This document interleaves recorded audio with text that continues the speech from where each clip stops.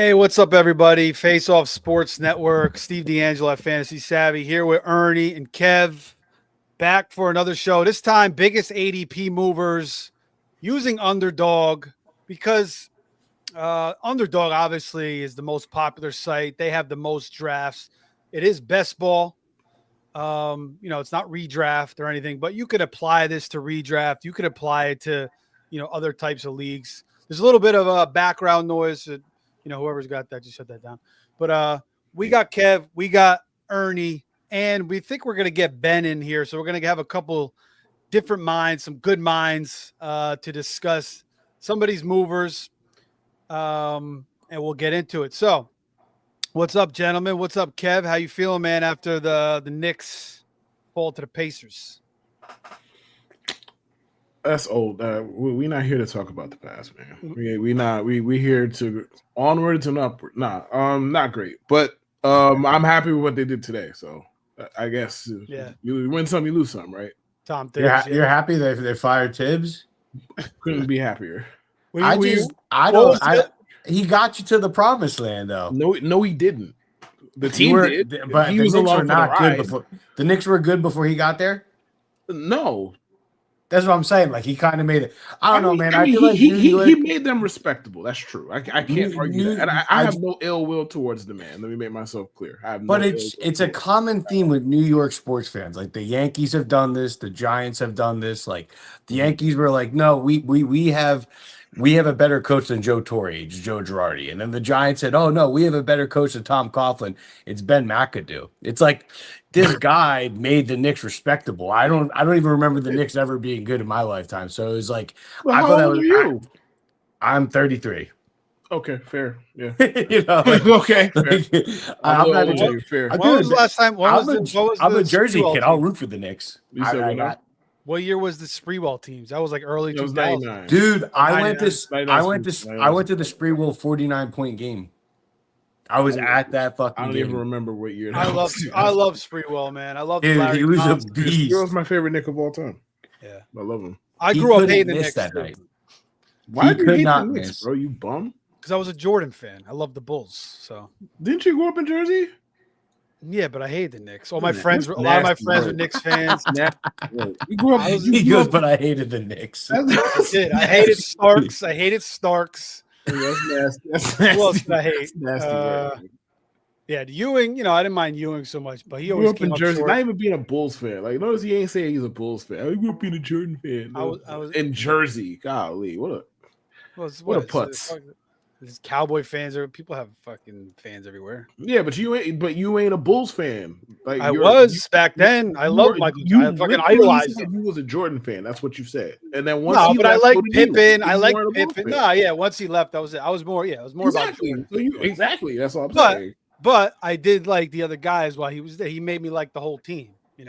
That's we're not Steve. Yeah, that's where we're going.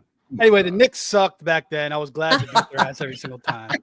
But I did like the Spreewell, Larry Johnson teams. I rooted for those teams hard. Allen Houston. And I wanted them to beat the Pacers, but this man has no shame whatsoever, man. But anyway, we're trying to make the show cut short. We're already rambling on. My bad. Yeah, you know what? My bad. My bad. No, my bad. I shouldn't have brought up the Knicks. Ernie, what's going on with you, man? Not much, brother. Okay, I'm ready to go over some ADP movers. Yeah, man. So this is from basically the end of April up until today. I was looking at NFC, NFFC. That's like high stakes drafts, but there's only like 7 or 8 drafts, so it's kind of all over the place. People are taking Goffs, like Jared Goff, like 50 spots different. So until that normalizes, there's more drafts in the books. We'll start with Underdogs ADP. So we'll start with the quarterbacks, and I wanted to talk about the first guy, Cam Ward. Now, Cam Ward is currently down 12 spots, 12.6 spots. So I don't know why he's dropping. I guess, other guys are moving up a little bit. So as far as Cam Ward, is he a guy you guys have been targeting in either rookie drafts or, in best ball drafts? And why do you think he's down 12 spots? And what kind of stats do you think he could put up in his rookie season? Ernie, I'll let you go first. Yeah, so I'm not personally targeting him. The only Titan that I'm targeting right now is Calvin Ridley. I do think Cam Ward is legit. Like I was watching some of his OTAs. I think everybody saw the sidearm pass. So, he's on brand and he's on, as advertised, right?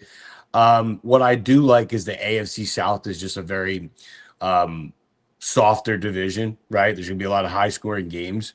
I just don't know if the Titans have the firepower for him to be this productive. His rookie year. I mean, the dynasty outlook is better than I think the redraft value right now. So you said he's going down or is he trending up? I would No, imagine he's down 12 No, he's spots. down 12 spots. that makes sense. Yeah, I'm fading this year. I don't think he's going to be Jaden Daniels. I think Cam Ward will be good. I just think the fantasy impact will be greater next year. I think we'll see glimpses though this year of him, showing what the future entails. Yeah, he's going right now about the 14th round, 12-team leagues. Kev, what do you think about Cam Ward? What kind of numbers do you think he could put up as a rookie? I mean, I think he could put up like 3,200 yards and like 25 or so total touchdowns. I'm not really into Cam Ward, but I try not to make it a habit of drafting quarterbacks who don't have high rushing upside in general. Yeah. That's just me. Like I don't. If I can't see a world where you run for 500 yards, even though that's a high mark, but you get my point.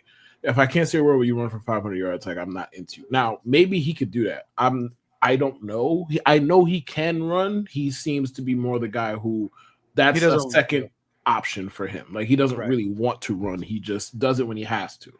So I'm generally just out on that kind of guy. I don't really know why his ADP is dropping. That doesn't like nothing happened in Titan Land, did it? Like did I miss something? Did I miss a video on a boat? Like did I miss something? I thought it was going to start trending up because he's right. Nice. Cam Ward don't do anything else but play football, according to right. him. No, I'm saying it could have been one of his receivers on the boat. Like not necessarily him. Oh, okay. One of his receivers could have been on the boat. But like, maybe he was hanging out with Willie Levis late night or something. Maybe I don't know. Like I'm not into him like that. I understand the appeal because I mean Jaden Daniels did what he did last year, and there seems like there's a really good rookie quarterback every 2 years or so. So like I understand the appeal. I'm just not into him like that though. Yeah, Stroud 2 years ago, he threw for 23 touchdowns, 4,000 yards. So I don't know if Cam Ward could throw for 4K, but I think he could. I think he could get to 30 total touchdowns. I think there's a world where we could see that, running. Like you said, he doesn't really like to run, but I think he will run when he has to. And in the NFL, he may just have to run a little bit more because guys that might not be open, the pressure might be coming. He might have to be forced to run a little bit more. So I could see him with like 2-3 touchdowns rushing maybe throwing 25. So, yeah, I don't really understand why he's dropping either. I feel like, he should be a guy where he's kind of just staying in the same level. All right, next quarterback here. Let's talk about Goff. He is also down 11.5 spots. So do you think people are maybe bugging out a little bit about no Ben Johnson, new offensive coordinator? They just lost Ragnow as well at center. Kev, what do you think? The thing with Goff is like, if you're drafting Jared Goff, you are drafting him because you think, if you draft him, you're excited to draft him. You're drafting him because you think he's going to throw a shit ton of touchdown passes because he ain't really giving you a massive amount of yards. He damn sure ain't running the ball. So you feel like he's going to give you a lot of passing touchdowns. Hey, maybe he does. I'm not willing to bet on it personally because last year, if you look at how his season went, December, the Lions had one of the single worst months you'll ever see from an NFL defense. Like this is not me exaggerating. Look it up. Like they gave up 1 million points. They gave up 1 million yards per play. It was awful. Like, I mean, the 3/4 of the defense was out. So, like, do I think that kind of stuff is going to replicate itself? No. Do I think the Lions defense is going to improve? Yes. Thus, I feel like the Lions are probably going to be a mid-pack passing team, pass rate team. So I understand why Jared Goff's ADP would be falling because obviously they lost the OC, they just lost their center, and I think context on his team will tell you that he probably isn't going to do what he did last year. Yeah, Goff last year, 4,600 yards, 37 touchdowns, 12 picks. He's up from seven passing touchdowns from 2023. By the way, you brought up his rushing prowess. You can see him there. 35 carries for 56 yards, 1.6 yards per carry. And the year before, 32 carries for 21 yards for 0.7 yards per carry. Go ahead, Ernie. Where's his exact ADP right now? Hang on, let me tell you for a sec, real quick. Where is he at? Goff. Hang on, let me pull it up, baby. You go ramble on. I'll pick it up in a second. Well, no, I'm gonna tie my point to that. Oh, okay. Let me see. Jared Goff even looks slow. He's going like round 9, round 10. That's what I'm saying. Like that's very reasonable. Actually. It's reasonable, but like I'm there's so many good players on the board. They're still in best ball where it's like I'm not investing in Goff only because look, I think the Lions offense is still going to be good. There obviously is a concern that they're getting a new OC, right? So offense is going to change and people don't know how that's going to fizzle out. I just think you could get like Matt Stafford, like, I don't know, like 2 or 3 rounds later, and he's going to be just as productive. So I think Goff is good. I'm just personally, I'm not targeting him. I think there's better value a little bit after him. Yeah, I'm a little concerned about the Ben Johnson thing, new offensive coordinator. That didn't work out so good for the Eagles in their first year. You know, who knows? You know, maybe things change a little bit. Maybe they want to run the ball a little bit more, get back to a little more Montgomery and Gibbs. Montgomery's the only person on that team I actually am looking forward to drafting. And like it has nothing to do with like I love Amon-Ra St. Brown. I love Gibbs. They're going a little bit high for me personally. So like like Montgomery, I feel like you could.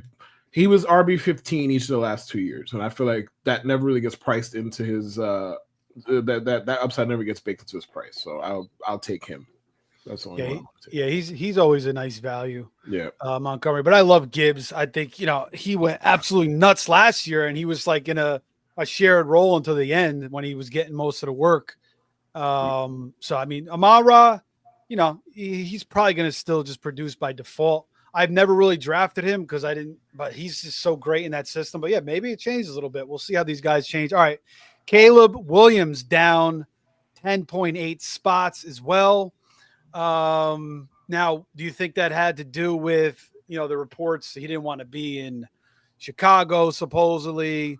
Do you think it had to do with that? People are fading him a little bit, or do you think maybe people are just looking at his rookie season now and kind of wondering, maybe this guy is not as good as advertised, or, do you think that they're just, they prefer their quarterbacks? Ernie, what do you think? Yeah, no, so I'm not a Caleb guy. I kind of wasn't shocked when, he wasn't the best quarterback of the class last year. And I think it is a lot of people reacting to, his first year, right? Especially when you have quarterbacks like Jaden Daniels, Bo Nix, right? Even Drake May showed a lot of promise. So I feel like people are fading him for that reason, and I don't blame them. I'm not a Caleb guy, but the one thing that is interesting to me is his supporting cast, and his situation has drastically changed from last year. Like in terms of the protection, the weapons, the play calling, the head coach, like it's all trending upwards. And this kid was the number 1 overall pick for a reason. He was sacked the 3rd most times in NFL history. Again, there was a good amount of sacks that were due to his own fault, but he only threw I want to say 5 interceptions, like something ridiculous like that. So personally, I'm not targeting him, but if he's on the board, I don't know where he's going right now, but if I need a quarterback and he's just hanging there, I would probably pull the trigger, just playing the upside. Yeah, Caleb last year, he threw 6 interceptions. Let me see. Yeah, 20 touchdowns, 6 picks, 3,500 yards. But again, he threw the ball like a nut job, 562 times. I mean, they were just constant. He was constantly chucking the ball because he got it off to a lot of slow starts in the first half. They were down most of the time, and then he was just throwing left and right in the second half. Kev, do you think that, Ernie brought out, the point about his weapons, obviously bringing in Burden, second year of Dunze, Ben Johnson, they draft Loveland. Two of these guys are rookies. Dunze didn't exactly have the year as anticipated, and neither did Caleb. Do you think Ben Johnson just makes all the difference here? I think he does, and I think his situation around him obviously has improved. It's hard to get worse, and like to circle back to what I said in the beginning about rushing upside, like he ran for almost 500 yards last year, and I don't think that gets spoken about enough. True. Like he is, and he didn't get in the end zone, so you feel like that got to regress, right? To whatever his mean ends up being, but I think he runs enough, and I think the weapons around him have improved enough for him to be good. Am I like dying to draft Caleb Williams? No, but he's a number one pick with tremendous upside, with those weapons, with a new coach in town who is he is one of the best offensive minds in the sport, and he will get you 30 rush yards a game, 35 rush yards a game, somewhere in that neighborhood. So I could see the appeal. I don't see why he's falling. That doesn't make a lot of sense to me. Yeah, Caleb also about the 9th round in drafts. All right, one guy that is actually going up is Dak Prescott. And we all know about Dak in the past. He's had some big fantasy numbers. Now, last year, they sat on their laurels. I don't know what Jerry was doing. Guess he thought Jerry don't know what Jerry's doing, man. He thought Jalen Tolbert was going to be the answer. He thought freaking Rico Dowdle and Zeke were going to be bringing Zeke back was the answer. I guess he thought Jake Ferguson was the next Jason Witten. I don't know what the hell he was thinking. Dak, obviously, he struggled. He's been struggling with injuries as well. He's getting a little bit older. He's just 31, but he's not running as much as he used to. His rushing touchdowns have been down. 2021, he only had one rushing touchdown. 2022, he played 12 games. He had one rushing touchdown. 2023, he played 17, 2 touchdowns. But he did throw for 4,500 yards in 2023 with 36 touchdowns and 9 picks. Really, really good year. If you guys remember, he was up for the MVP vote until Lamar kind of ran away with it. But then last year, just 8 games, disaster of a season, 11 touchdowns, 8 picks. But now they bring in George Pickens. Brian Schottenheimer, who as Jet fans, we're not big fans of, obviously. Yeah, don't get me. But Ernie, do you think that everybody brings up the point? Well, Dak's good one year, he sucks the next year. He's good one year, next year. So, do you think Dak gets into the 30 touchdowns, 4,000 yard mark again? Ernie, he's up 12, almost 13 spots so far. Oh, I do, but let me clarify. Like, Dak sucks, but he's an awesome fantasy quarterback. Well, you are a Giants fan, so. But okay, but all right. The Cowboys are going to win 10 games this year and lose in the first round of the playoffs. Can we? Is that not what's going to happen? Right? I don't necessarily disagree with you. Okay, and here's exactly what's going to happen. He's going to throw for 4,000 plus yards. Let's say 4,300. Right? He's going to throw for 35 touchdowns. That's an awesome fantasy football quarterback. And again, Dallas, as much as we make fun of Jerry Jones, they have a good offensive line. They do have good weapons. Like, dude, Lamb and Pickens, like, that is kind of nasty, right? So I don't think Dallas is the most well-rounded team, but they are a good team. So to me, that screams a lot of good fantasy game scripts. They're going to be in a lot of shootouts, high scoring games. So yeah, Dak isn't one of my guys, but again, he's like a Caleb where it's like, if I'm doing best ball, and I think he goes like round 10, 11, 12, right? 16 Yeah, he's going after Caleb and Goff. I'd probably rather have Dak. Like, exactly. So if I'm like drafting my team and like, I'm just like, there's so many good players where I just keep passing on the quarterback, and then Dak is sitting there in round 12. I'm slamming it. You know what I mean? So that's how I feel about Dak. I'm in. I don't have too many shares, but again, he's more of like a value play for me. So, like, if he's there round 11, I'm definitely taking him round 12. Quarterbacks fall in best ball. I've noticed that. Quarterbacks do fall a lot, especially in those later rounds. So that's when it's a good opportunity to take advantage of the value. And we got our boy Ben in here at FS What's up, Rabbit guys? Dad. What's He's going on, man? He's got the bunny That ears. guy. It's that guy. It's in that first guy. round. Oh, Yeah, my little God. story. He's getting a lot of heat for taking a little too much time in the startup dynasty draft that we're doing. And we're I all in swear. it together. We're all in this draft together. So we're gonna have to talk about this draft a little bit as we finish it up. But Ben, welcome back Steve, to who the was show. drafting for you? One of your kids? What? Who's drafting for you? One of your kids? What? You don't like my team? I think that is the implication there is heavy. Yes. You're Of course you don't like my team because you think the opposite of me, and then I finish ahead of you. you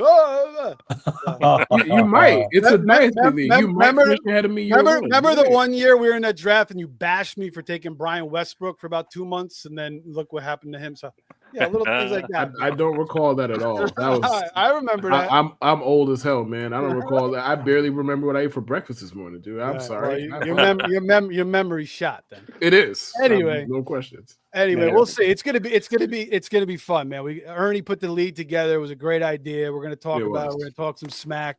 But yeah, Ben's getting some heat. But anyway, Ben, welcome to the show. What do you think about Dak? He's and he's late. And he's late to the show. Yes, This Ben, is I'm late. I'm right on brand with the draft and everything else.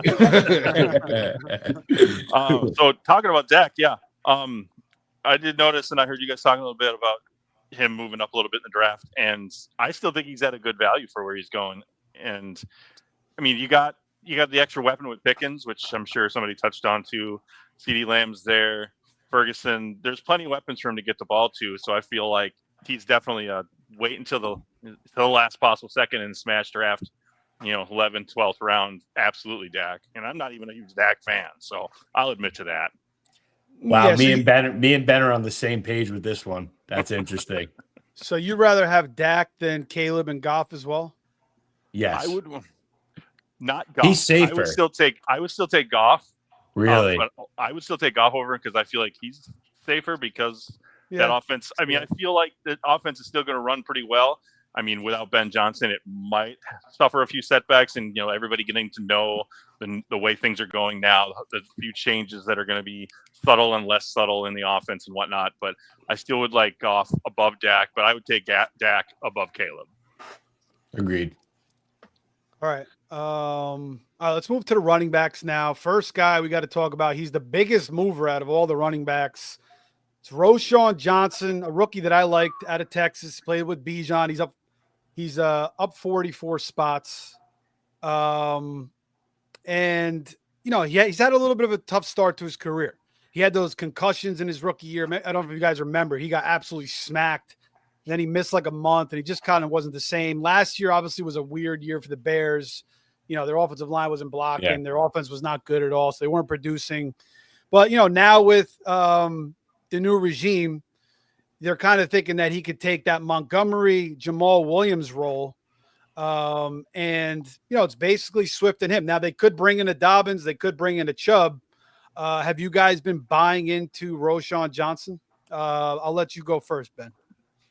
I actually have, as of late, been buying more into Roschon. I've gotten a few extra shares in best ball. I just feel like, going into the new Ben Johnson regime, we could see a tandem running back duo.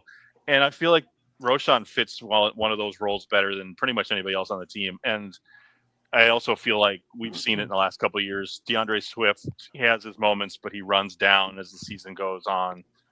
And it's just not consistent. So maybe there's an opening there for him as well. Plus, they didn't really address much via free agency or draft capital in the position. So I feel like people, were sleeping on Roschon before, and some people are waking up. Yeah, I think it really all ties into, do you think Ben Johnson's going to get this offense moving? Do you think Caleb's going to get the team down the field with all these new weapons and Ben Johnson? Ernie, what do you think about Roschon? Yeah, dude. So he's really interesting because I was a huge Roschon stan when he was entering rookie drafts and stuff, and I thought he was going to take over the Chicago Bears backfield. and it kind of got delayed with injuries, coaching, a bunch of BS. But this year is interesting because again, it's kind of like with Caleb, where you kind of look at the situation in the scenario, and the offensive line is awesome now. You know, he's a great offensive minded head coach, young quarterback, good group of receivers. And really, if they don't sign Nick Chubb, I kind of love Roshan. You know, that's the one thing that's scaring me, because that would be my luck where I start, you know, drafting and investing in him again. And I got him on my benches in dynasty leagues, but I'm talking about like redraft and best ball, and then watch they sign Nick Chubb, because then obviously Nick Chubb's going to play the Montgomery role. But I love Roshan. I think he was kind of hidden on that Texas depth chart at running back.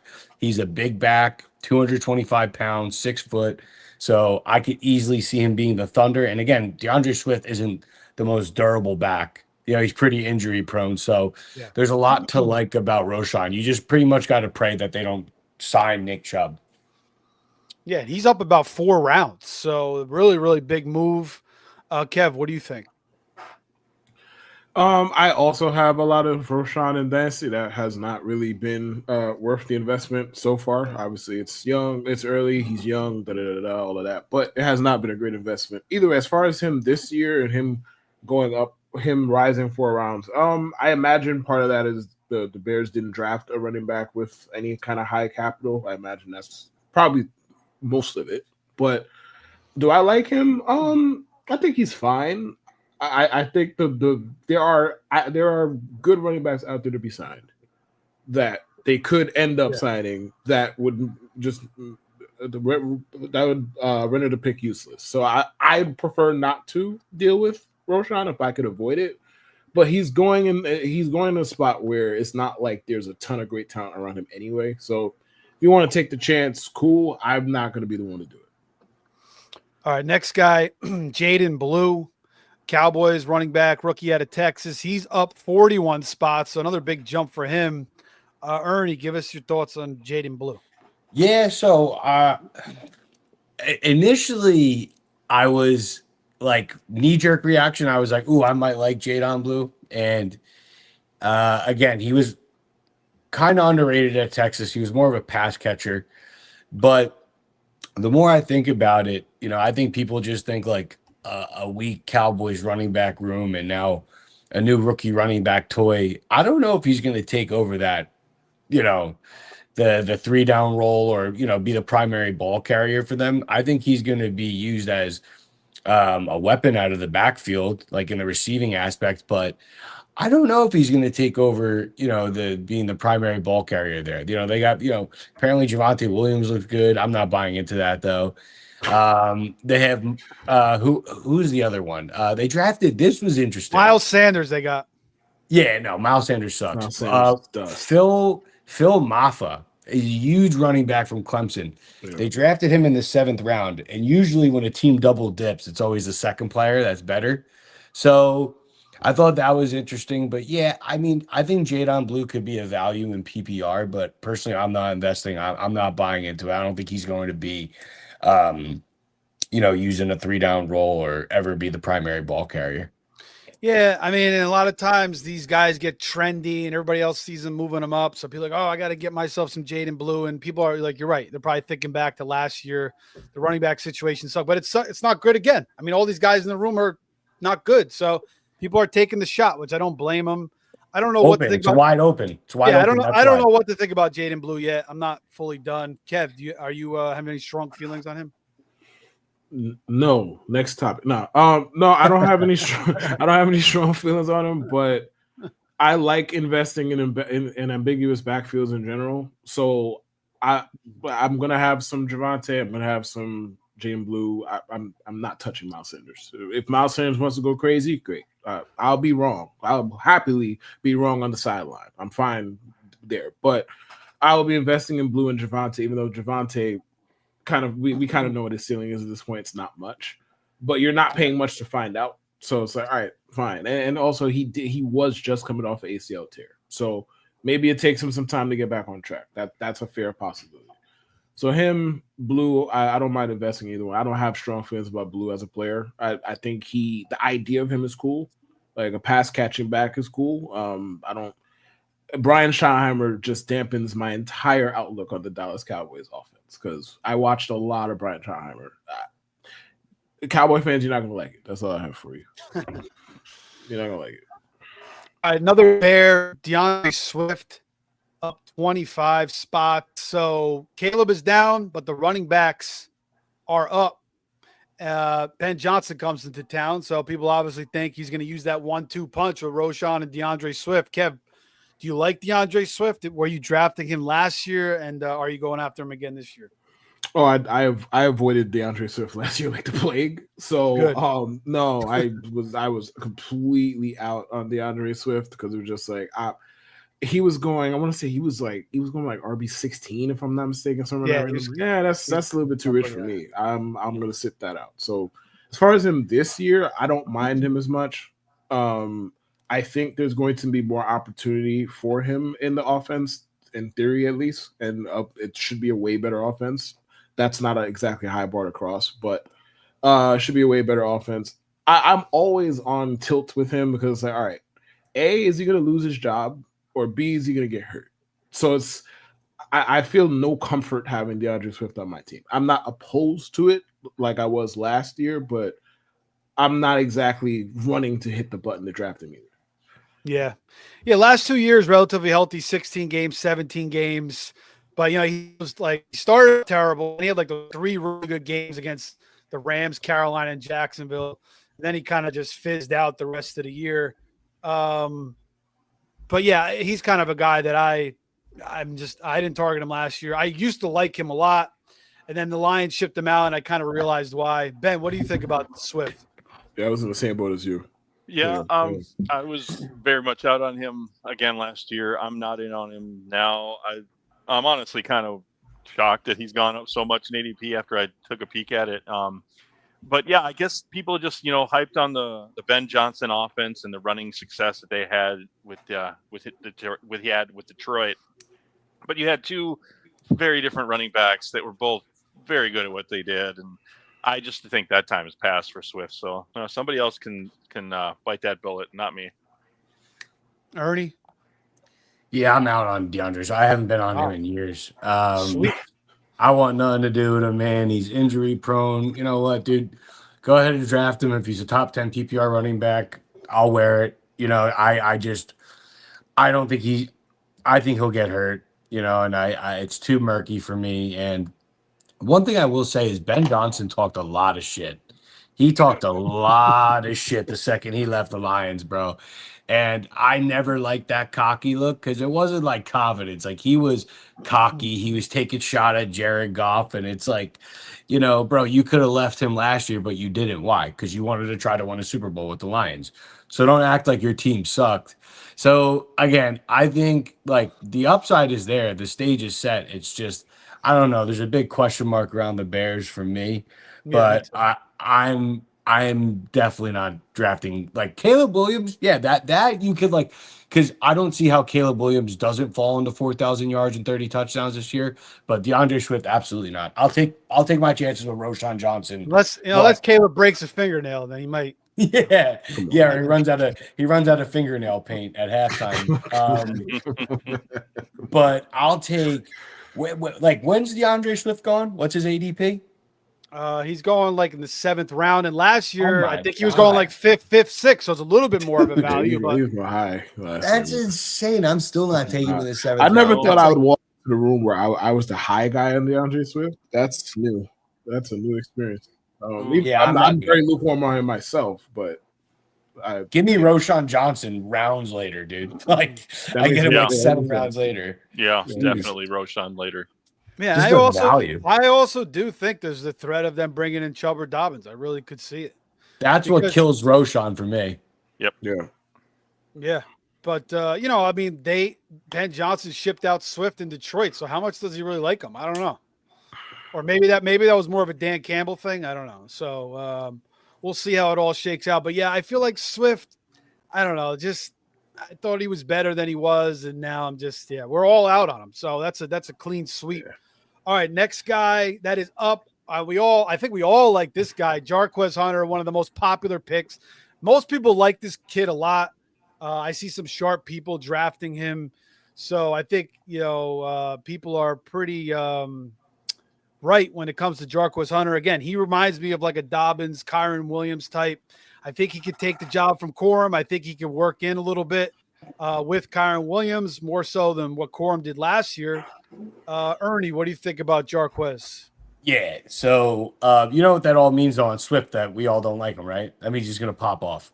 Yeah, No, that's how these things work. Nah, dude, I'm just playing. Jarquez. Let me, there he is. There it is. All right, he's gone. Go ahead. Jarquez. All right, yeah, no, Jarquez is one of my favorite rookie sleepers. Again, he could beat my Roshan, because I kind of felt the same way about him when Roshan was coming out. But yeah, I love Jarquez. I watch a lot of SEC football.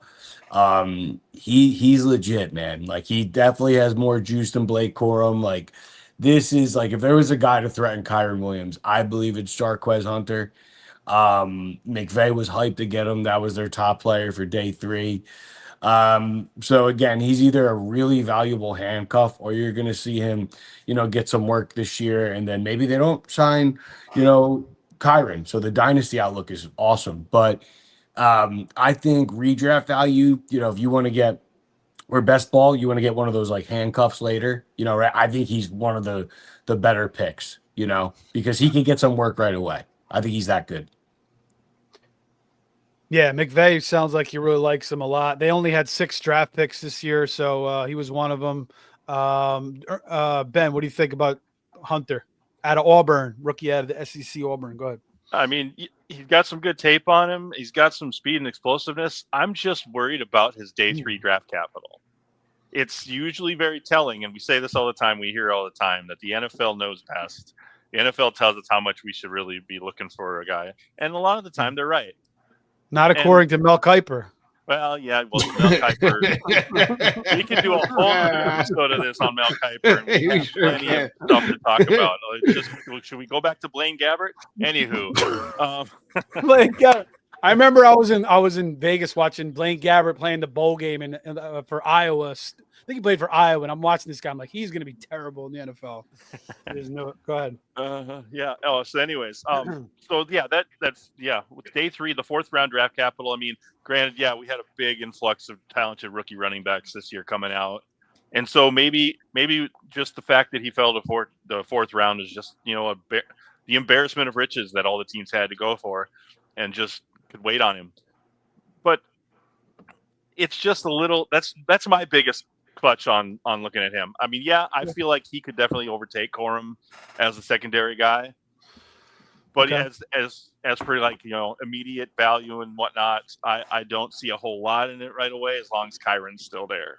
Corum wasn't he a 2nd round pick? Third round? Okay. 3rd round. Yeah, but his own college coach passed on Corum. Like, even Harborough didn't want Corum. Like, that's what I just think this was a really, really good running back class, and a lot of good players fell. So I wouldn't look too much. I get what you're saying, Ben, but I wouldn't look too much into that, because I think there was a lot of day 2 players that went day 3 in this draft. Without a doubt in my mind. I agree with you. Kev, I know you like Jarquez, right? Yeah, and I mean, the thing is, like, him outright taking the job from Kyron Williams is I don't very see that. No. That's very unlikely. I don't think it's impossible. The only reason I say this is because Kyron Williams has 1 year left on his deal.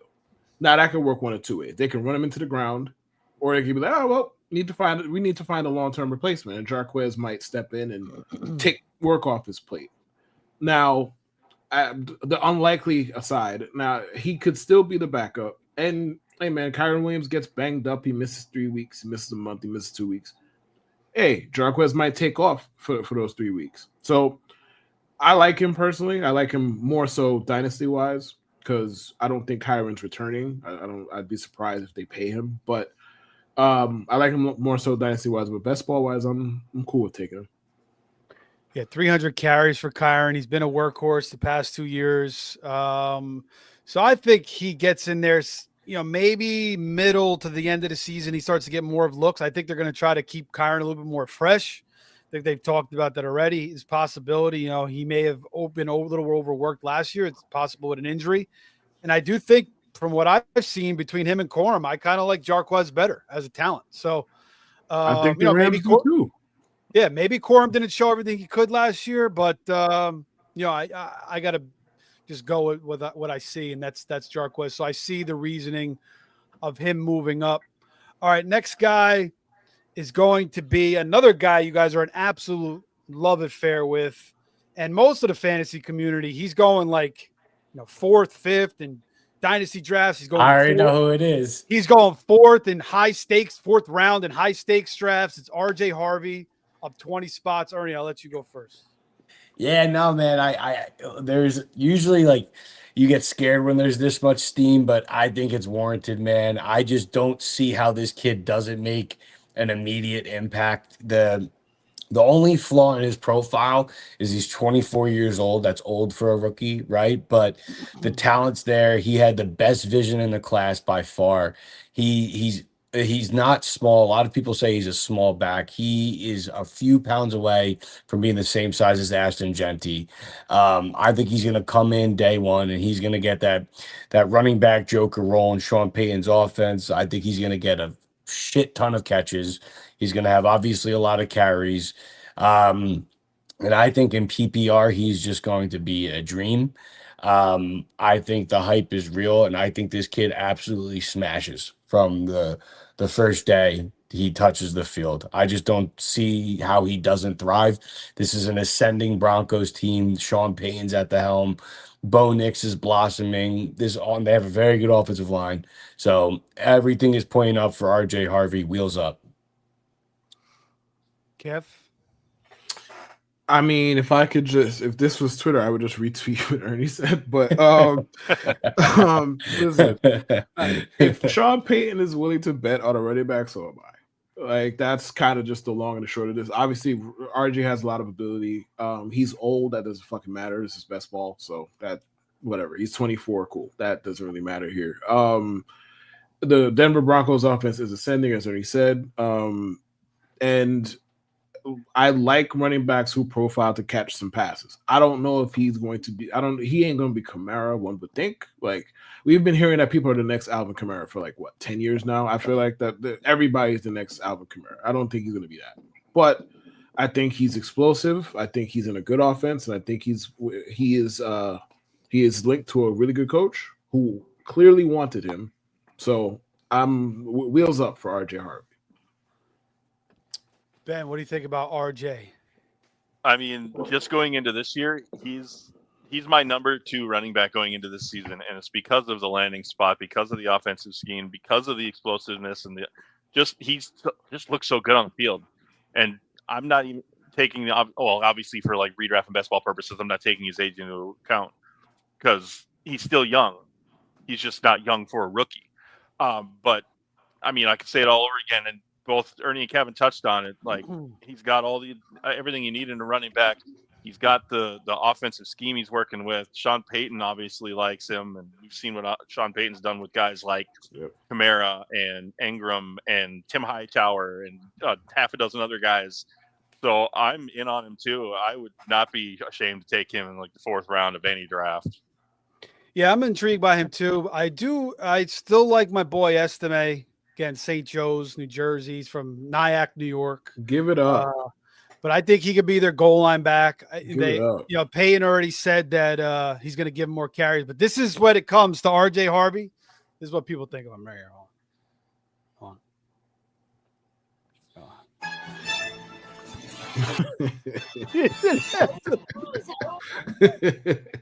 The absolute dream. We think he's dreaming. Shit. Well, Ernie said he's a dream, so that kind of made me think of that scene right there. He's so But anyway, I mean, he's a fantasy dream. There you go. Mm-hmm. All right, next guy on the board. Sticking with the running backs. Last guy, interesting player. Last year was a rookie out of Clemson. He's going to be the backup now with Kenny Gainwell out of Philly. Will Shipley's up 18 spots. So maybe people are thinking Madden curse. Saquon could get worn down. Yeah, he's on the Who Madden the hell is cover. Saquon? Huh? You said Saquon. Who's that? Saquon. Are you calling him a con man? Yeah, Akon's cousin. I would never call him a con man. I like Saquon a lot, but Will Shipley I like up 18 spots. I like this talent come out of Clemson. If you can get a backup, if you're drafting Saquon, you want his handcuff. So I would take Shipley. I would take him, later in drafts too. Who wants to go first with Will Shipley? I will. I don't got much to say, so I'll go first. He's a backup running back to a guy who had like 800 touches last year and is on the Madden cover. Draft him. It's really not hard. Like, just draft him. He cooked in the NFC title game. That's the only time he really got extended look. And he cooked just like everybody else in their offense. The Eagles scored like 98 points that day. So everybody cooked. Everybody scored. So that was great. But seriously, like, he's behind a running back who led the league in touches last year. Is 29, 28, whatever Saquon is. And for those who believe in the Madden curse, like, that is also a thing. So just draft him. Yeah, go ahead, Ernie. Yeah, no, I think he's probably one of the most valuable, if not the most valuable handcuff in the entire league. I think we all know that Barkley is one of the greatest running backs of all time. But with that being said, look at his production when he was on the Giants and then his production last year when he was on the Eagles, right? And I think that tells how good Philadelphia's offensive setup is, particularly the offensive line. So if Barkley goes down, Will Shipley obviously isn't Saquon Barkley, but I could safely say this. If Barkley got hurt before the year started and Shipley was the 17-game starter, he'd rush for over 1,000 yards and score a bajillion touchdowns. So I just think that's what you're drafting here. You're drafting a handcuff, right? And that this handcuff's going to excel if your main guy goes down. So yeah, he's a great handcuff. Yeah, and he's going 15th, 16th round. So he's worth a flyer for sure. Ben, what do you think about any thoughts about Will Shipley before we move on? I mean, there's not really much for me to add. I mean, yeah, he's a young running back behind a guy who is about to hit that perceived running back cliff, 28, 29, 30. And we did just see Barkley take all those touches and all that punishment. Granted, he was amazing with everything he did. But, I mean, yeah, I would definitely take a shot on Will Shipley late in the draft. I would even consider possibly in a bigger, deeper draft, maybe even taking a shot on A.J. Dillon because he's there too, and he's a big, burly guy who I think could do pretty decent behind that offensive line if he had to. Okay. All right, next guy. Sorry, I'm laughing at the next name because it made me think of another movie. Dylan Sampson. If you guys know the movie that I'm thinking of, let me know. But you can see Dylan... the screen, brother. Oh, you can see the screen. You can see the screen, man. You can see the screen. Shit, my bad. I didn't know I was still looking at YouTube. My bad. Terrible. Thank God you ain't typing no wild shit, bro. Producer, you're freaking fired, bro. Jimmy, get that. All right, I'll take it over. You fucked up. This is the Garfield meme. I wonder who that's for. And Smoke Lot opened up to me like I was Barbara Walters. It's ridiculous. He told me about his lawyer. He had sex with my mama. Spirituality. God, if you listen, hell, His bad back. doctor said I need a backiotomy. His love life. Is crazy. I'm impotent, man. Get away from me, bitch. I mean, talk about a guy with problems. Tough break. I can't take it too far. No wonder he smoked a pound a week. Somebody want it. So now we had a Real famous nigga boy. clientele, and Green eyes gonna miss you. guess what else? Anyway, Dylan Sampson. That is Sampson from Half Baked. If you've never seen that movie, go watch that movie instantly. But Dave Sampson, Chappelle is a national treasure. I just need to say that. Yes, he is. He's amazing. ridiculously funny. But Dylan Sampson down 50 spots. So I looked at him. I was playing with him in college football because I was Tennessee. Stokes started Kev, he started a franchise for college football. So I had Tennessee. Wow, no invite? That's crazy. Wow. Yeah, I'm surprised. Wow. He's on his Facebook. He was like posting about it. You never saw him? Wow. No, clearly not. All right. Well, I'll get you in because there's plenty of spots. So next year he starts up. Yeah. But anyway, I'm offended, but go ahead. freaking Sampson, he was good in the game, so I was a little intrigued. But I watched him. I wasn't like I don't really like him too much. The backfield's kind of crowded. So I kind of understand this. The market seems out on him. Is anybody in on Dylan Sampson? No, absolutely not. I think he was a good college football player. Maybe if he went to a landing spot that was a little more bare, but like they just drafted Quinshon Judkins, who's a god, and the Browns suck. So it's like I'm like A dream and a god. All right. Nice, bro. Nice. I'm, Nice. I'm on a roll. Ernie is she's just Sugarcoating it over there. Yeah, go ahead. I think he's a handcuff at best. You know, again, I don't think the Browns are going to be that good, so that's why it's like Quinshon Judkins, who I love. You know, I'm not even drafting him this year just because I think the Browns are going to be that bad.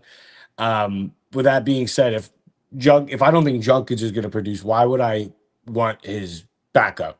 You know what I mean? That's an undersized running back. So I'm personally out. All right, next one real quick is Najee. The market is down on him. Obviously, we know why. Ernie's boy, Marion Hampton, who he thinks is going to be really, really beast in the NFL, possibly take over for Genti as the RB1. Yes. So I see a value in Najee. I know you and Kev kind of disagree with me. I if he's going to drop like this, I'm going to snatch him up. Again, he's never been hurt in the NFL. He's played 17 games. He's not the most, prolific guy, but he gets the job done in Harbaugh's system. I think he could be decent. I think could still be a 50-50.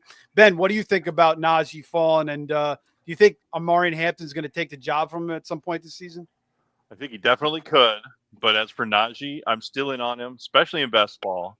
Granted, you're paying a little bit for a premium for a guy who might give up most of his pay or his workload halfway through the season or something, or even sooner. I was in on both of these guys in the pre-draft process. I really wish they weren't on the same team because I loved Hampton too. I love Najee because, like you said, never been injured, 1,000 yards every single season or more. I mean, it just in the kind of offense that they're running with, if they can get that running game and keep it going, I feel like Najee could still produce a lot. He could still turn out. I mean, if he gets the whole season, I could easily see a high as like a top 5 fantasy running back out of Najee, just because better running scheme. And if he has all the carries, I'm still in on him. I'm with you, Steve. I'm still in on him. Yeah, he's like almost a 4-round difference in some spots between Hampton. Ernie, talk about your boy Hampton one more time. We're going to clip this. So go off, man. Yeah. No, absolutely. So I think for the reasons you said, Steve, that's why they draft Najee. He's just a durable back that's never got hurt. And that screams to me insurance, right? Because the Chargers are a team that are going to do what? Well, they're going to run the ball 400 times a game if you let them. And I don't think they'd want to go into this season where it's like, let me roll into this season with Dobbins and, Gus Edwards again. It was impressive what they did with them last year, but they know they can't obviously rely on them. And they signed Najee before the NFL draft because you don't know which way the NFL draft is going to go. I think he was insurance, so they did have an identity if, plan A failed, right? And they didn't get their guy. Or let's say, they got their guy in Hampton who they invested a 1st-round pick in, right? Let's say he gets hurt. Well, now they could just because I agree with Ben too, like if Najee stepped in and got the full workload for this offense, he would easily be a top 10 fantasy running back just based off of the volume in the running scheme. But I don't think a team drafts a running back in the 1st round for no reason. I think Amarian Hampton is Nick Chubb's clone. I truly believe that this kid is going to take off. I'm not afraid of Najee Harris. I think he's a better asset to have in real life than he is a scare in fantasy. I think at worst case scenario, I think it's a split from week 1 on, and I think Hampton will just take that job within 4 to 8 weeks, and it's not even going to be close. I think Amarian Hampton is that good.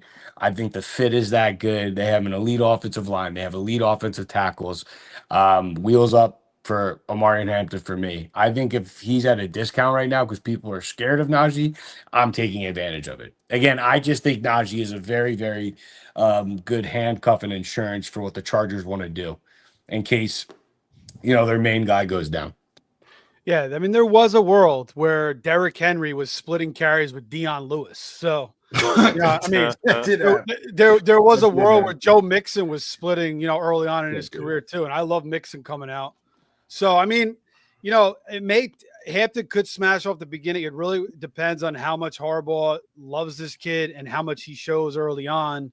But it could possibly take a year or two as well. Kev, what do you think?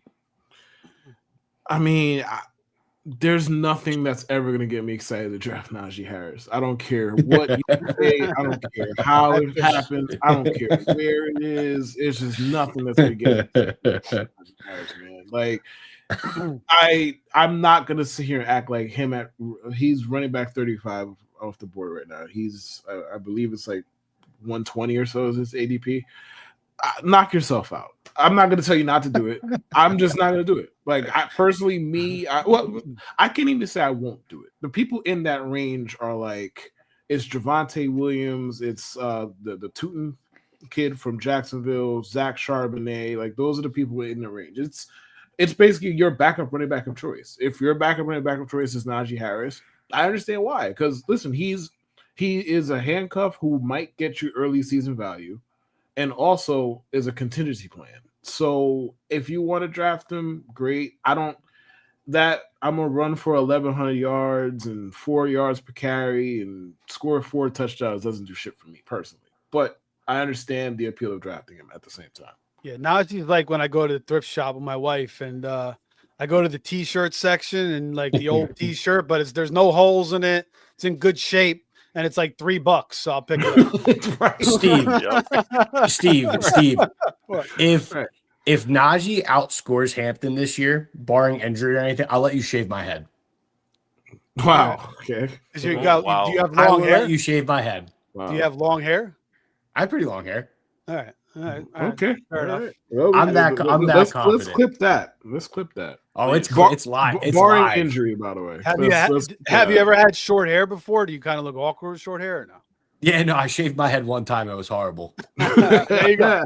Nice. All right, there you go. So some skinny. All right, go Najee. I'm now all of a sudden excited for Najee. All right, everybody Najee. That's all it took. Kev's drafting him in every league now. Yeah, I'm so invested in him now. I'm going to go trade for him right now in this dynasty. Let's just see what happens. All right, another guy that is being, usurped in drafts and being, shit on is Ramondre Stevenson. Another guy who's looked good in the NFL. The last 2 years haven't been good. 2 years ago, obviously, Mac Jones was completely horrific. The offensive line couldn't, there was freaking letting boats come through. And then last year, the offensive line wasn't good. They started with Brissett. Ramondre had some fumbling issues. New regime now with Vrabel in town. Trevion, coming out of Ohio State, very reputable college producing running backs. I like Trevion. So Ramondre, who I've liked, is down 14 spots. So do you think he's getting a little bit too much disrespect, or do you think that this is going to be like another rookie taking the job from him? Kev, go first. I think with Ramondre, the Patriots kind of told you what they feel about him anyway, and then they brought in. I don't remember when the last time Josh McDaniels called plays for the. Was he there last year? I don't think he was. Right? No, he wasn't. Okay, so he hasn't been there in like 3-4 years, man. Because he was coaching the Raiders for a while. I remember. Right. Yeah. So I don't know if he coincided with them drafting Ramondre in the first place. I don't know. I don't really care enough to look into it. I'll be honest, but they drafted Trevion. I don't think Ramondre has much time left on his deal, if I'm not mistaken. So and the Patriots offense, I'm kind of high on them because I'm really high on Drake May. That makes me feel queasy because I don't care for Mike Vrabel's style of coaching at all, personally. So I don't know, that caveman, let's run the ball 80 times stuff is, I don't know about all of that. But anyway, Ramondre, I'm out on Ramondre in general. Ernie, what do you think, man? Yeah, so I personally I'm out on Ramondre. So I liked the Patriots. I actually picked them to make the playoffs this year. I think they're a team that takes a step. Mm. I love Drake May. I love Mike Vrabel. I love everything they're doing, actually. I just think Travion Henderson is that good. Like, I think he was probably the best pass protecting back in the class. And a lot of people think he's just like this receiving back. It's like, no, dude, he's a do-it-all weapon. He's bigger than you think. So he's going to be on the field for all third down work. And really, I think Stevenson is just going to be his ceiling is like a poor man's David Montgomery.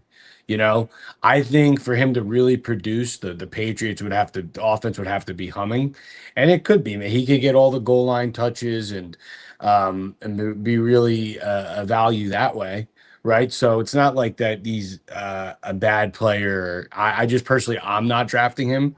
But, if you were doing a build where you didn't really, get any running backs, kind of like a zero RB thing, and he's one of the last running backs just sitting on the board, yeah, I would take a stab then, because I think the Patriots will be productive this year. Yeah, Ben, what do you think real quick on Ramondre? He's his ADP is 127.6 now. Go ahead. Wow, that far back. So I'm gonna buy the dip on Ramondre. Actually, I believe it was just before last season. Didn't they give him that extension? Maybe it was the season before, but at least in the last couple of years, he got that extension. Granted, it wasn't a huge one, not long term, whatever, but he's still under contract there. He's still getting paid big money. And another thing I want to say is I'm glad that we all agree that we're all in love with Drake May, and I'm personally enjoying watching the rebuild of this Patriots offense to see what they turn it into, because I feel like they got a lot of good parts, and I do feel like Henderson's part of that. But I feel like in the meantime, they've got Ramondre, they've got Henderson. They can do a duo. They can do a duo back system with them. I think it'll work out. I think it could definitely be profitable for anybody fantasy wise. So I'm definitely buying this dip on Ramondre at the moment. I'd still take him, even like maybe 8th or 9th round if I'm going on a zero RB. I like him.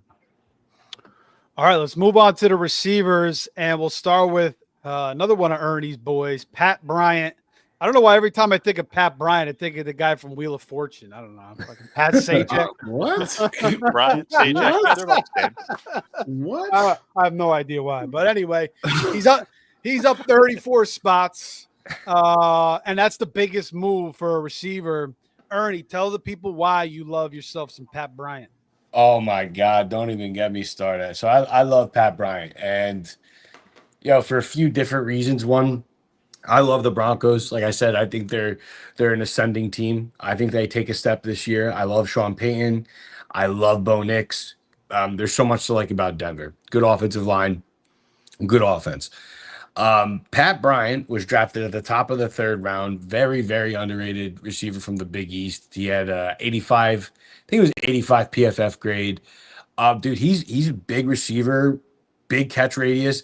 Not the fastest 40. He was like a 4.5 guy, but he does not drop a ball, and he doesn't do any body catches. Like, if you watch him, dude, it's all hands. And I'm starting to see like what Sean Payton is cooking up, because I thought it was funny how, sometimes you got to listen to the coaches for, where you value a player. And he was like, there was a lot of similarities to Michael Thomas, and you look at Cortland Sutton. Cortland Sutton's a good football player. I like him, but he's 30. He dropped a big pass in the playoff game, so are they going to re-sign him next year? I don't think so. So I think there's a world where you see Pat Bryant step up and he's the immediate wide receiver 2 there. They have Marvin Mims, who I like, but I think he's more of a gadget slot guy. I think Pat Bryant could step up, make an immediate impact in the passing game. He'll be the number 2 receiver there. And I think, there's a world where he's Bo Nix's future X. Because if they move on from Sutton next year, or dude, let's say Sutton falls off this year and Pat Bryant's legit. Can he be Traquan Smith? Sure. Sean Payton does miss, but yeah. I love it. I don't think this is a miss. I think this is definitely a hit. I don't think they re-sign Cortland Sutton next year. So I think you're getting, at worst, the wide receiver 2 in the Broncos offense, right? With the upside for dynasty purposes, you get the wide receiver 1 potentially next year. But best ball, I think he's a great value just because of the upside. Like, who are you getting?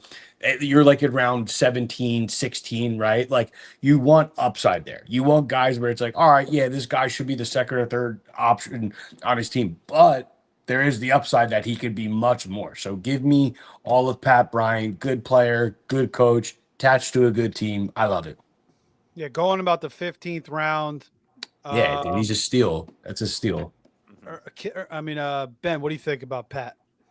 Yeah, no, I'm in love with him too. Actually, his hands are a masterpiece. Just the everything he catches is just, it's so pretty. Yes. I can't really think of the right word for it, but it's Like, very pretty to watch. like DeAndre Hopkins, kind of the way. Yes, Yes, it's like alpha, like dude. that. It's exactly like that. And yeah, he got taken earlier in the draft than I thought. So the day 2 pick right at the beginning of the 3rd round. I just think everything's fallen in place for this guy to be a long-term star, and people are capitalizing now on it, and that draft price is just going to go up and up. And yeah, buy it now. Buy it now if you can. Still buy it now.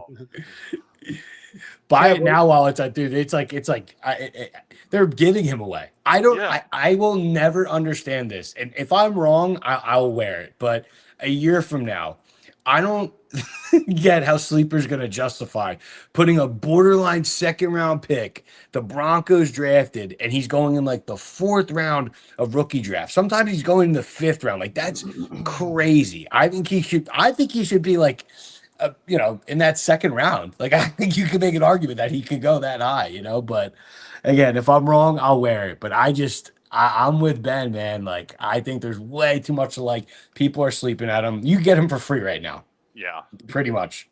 Kev, you in on Pat Bryant too? Yeah. Both. I mean, listen.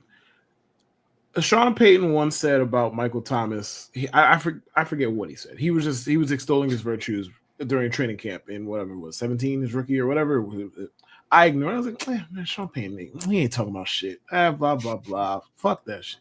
Man, I ain't slept a day since that happened. I ignored that all summer. I was like, yeah, I'm ignoring that Sean Payton drum beat. Coaches are supposed to say that stuff. Blah, blah, blah. He said he reminds me of Michael Thomas. I'm drafting him on that alone. I don't even need anything else. I'm drafting him on that alone.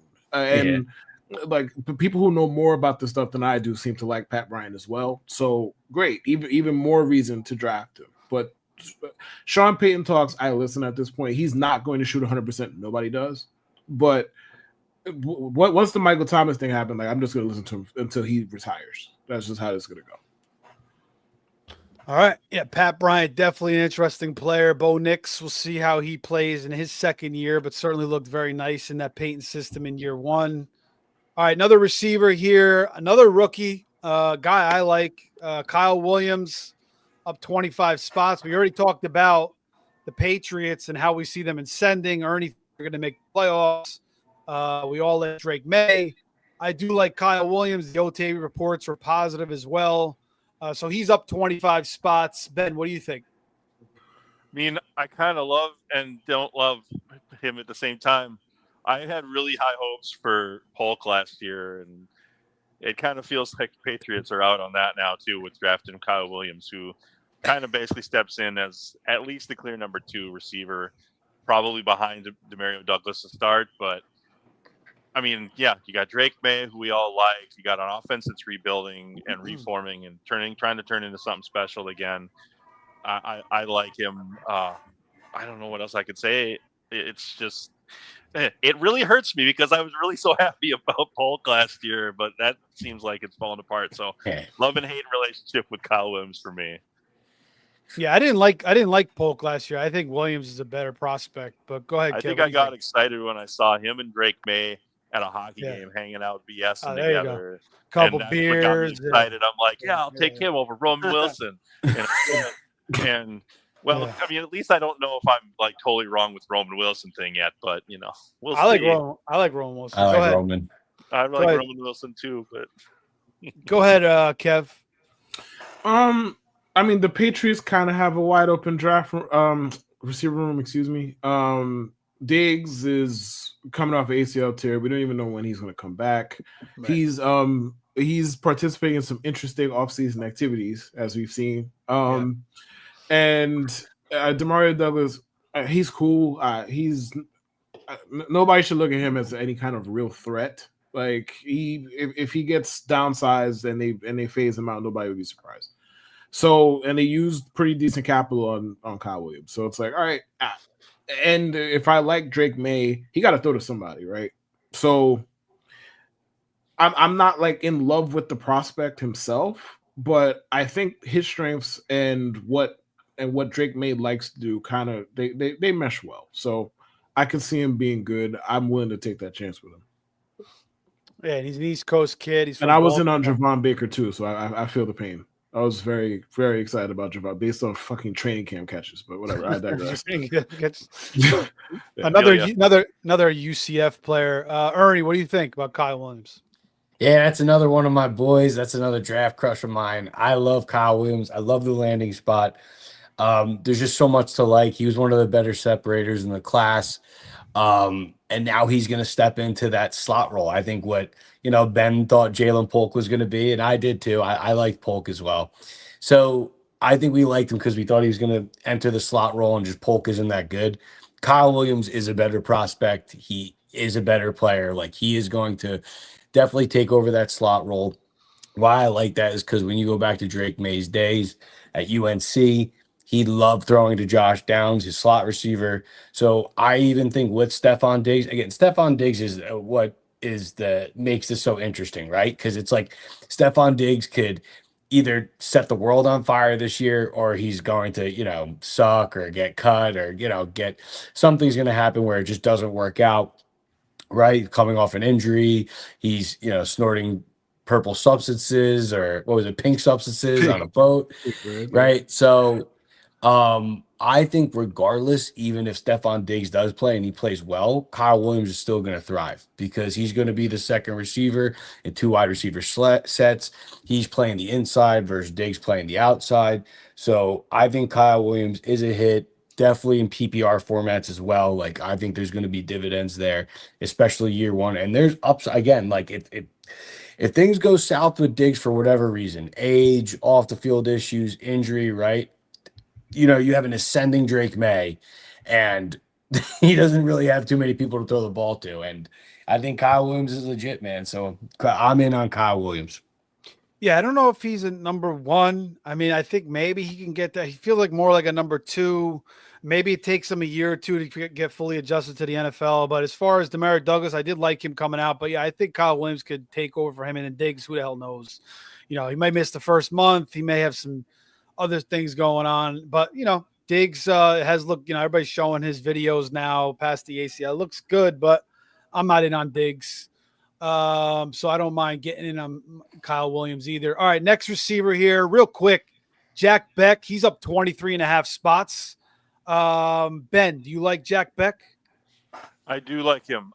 It's just a matter of lack of competition and another offense that's upgraded their quarterback, and now there's going to be more opportunity. I mean, Bauer's taking all the first reads, probably most of the first reads at least. Yeah. And then Besh, I think, fills in nicely as a complement, or probably even a little better in the future than Jacoby Myers. But I'm in on him. Yeah, Jacoby Myers, he's solid. I guess Beck could be better. Trey Tucker hasn't shown much. They drafted Dante Thornton out of Tennessee. I don't know about him. And then obviously they took Genty, so they want to run the football. Real quick, Ernie, what do you think about Beck? And then Kevin. I like Beck. Same reasons Ben said. Not too much competition in Oakland. An improving team, good coach. They got a better quarterback in Geno. Beck is very underrated. He's originally from LSU, and he was like, there was an impressive stat. Like he led the team in something. There was like Malik Neighbors and like some crazy names on the team. So this kid's legit, man. Like he's a big boundary wide receiver. And I think I kind of see what Pete Carroll is doing, but I think this kid's legit. I'm in on him. I think Jacoby Myers will man the slot, and this kid is now going to get, all those like jump balls and stuff that DK Metcalf used to get. He's a dog. Like Beck is a dog. So, yeah, definitely in on him. Yeah, I kind of like the way he played too. Very aggressive. Yes. A lot of passion. He caught that winning touchdown after his brother passed away in that tragedy. So Horrible. yeah, that was horrible. But yeah, I'm rooting for him for sure. Kev, any quick thoughts on Beck before we move on? He reminds me a little bit of Puka. Yeah, me with too. the I style of see like a play. cup Puka type for me too. Yeah, he reminds me a little bit of Puka. I think he's going to be more the power slot, the big slot. I think that's what Chip Kelly wants him to do. So I think that's we like slot receivers for fantasy because they tend to get layup targets. Yep. So I'm in on him because of that. I think the ability is there, obviously, and then you have Geno. I don't know how much they're going to throw the ball because you have Pete Carroll, whatever, to that, but. I think they'll throw the ball enough for them to have 3 somewhat productive receiving threats. Ernie, I'm going to wake your ass up. Let's talk about Trey Harris. Go ahead, bro. Oh, yes. Here we go. Injected into my veins. But yeah, dude, this is one of my favorite values in any format. I love Trey Harris. He's probably one of my favorite receivers from this draft. There's so much to like, dude. He was leading the country in like almost every receiving stat before he got hurt. So a lot of people thought, if he didn't get hurt, he would have went to the first round.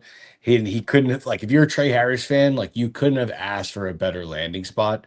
So a lot of people are afraid because of Lad McConkey. Do not be. Lad McConkey and Trey Harris can coexist, and they both will produce in fantasy. Trey Harris is going to enter that X role. So, think of Mike Williams and Keenan Allen. It's going to be the same thing with Trey Harris and Lad McConkey. I think Justin Herbert is going to target this kid so much this year, man. I think he is very underrated. I think the talent is real. And this is going to be a bold take, I think he's going to be one of the rookie receivers that eclipses 1,000 yards his first year. I really do. I'm that high on him. I think he's going to see that much volume. I think the offense is that good. I think Herbert's that good. And I think wheels up for this kid year one. All right, Kev, what do you think about Trey? Attaching yourself to a receiver that's linked to Justin Herbert is probably a good thing, especially when the wide receiver room beyond Lad McConkey is pretty open. So you Quentin Johnson and Josh Palmer. As I said, the wide receiver room beyond Lad McConkey is pretty open. As I said, thank you for confirming that for me. No, jokes aside. Jokes aside. Quentin Johnson is there. There's a reason they drafted Trey Harris. I'll leave it there. And Josh Palmer's in Buffalo, by the way. But no. What I was saying was you're saying attaching yourself to Herbert. I'm saying those other two guys didn't really do anything. Right. Yeah. And they did get. Oh, my bad. I totally misread what you were saying. Yeah, but yes, yeah. Justin Herbert got productivity out of Quentin Johnston. For God's sake, man. Yeah. Quentin Johnston, man. Yeah. So I'll bet on the more talented player coming in. They drafted him in round 2? Round 2. Yeah, and they wanted to take him in the first round. That's how high Harborough was on him. Really? Okay. Yeah, they were, dude. The Hornets had to calm him down. It was like, we can trust our scouting department. We can get him a little later. Yeah, TCU receivers for whatever reason. We just talked about Jack Beck. I kind of like what the TCU receivers have just not worked out. Jalen Reagor.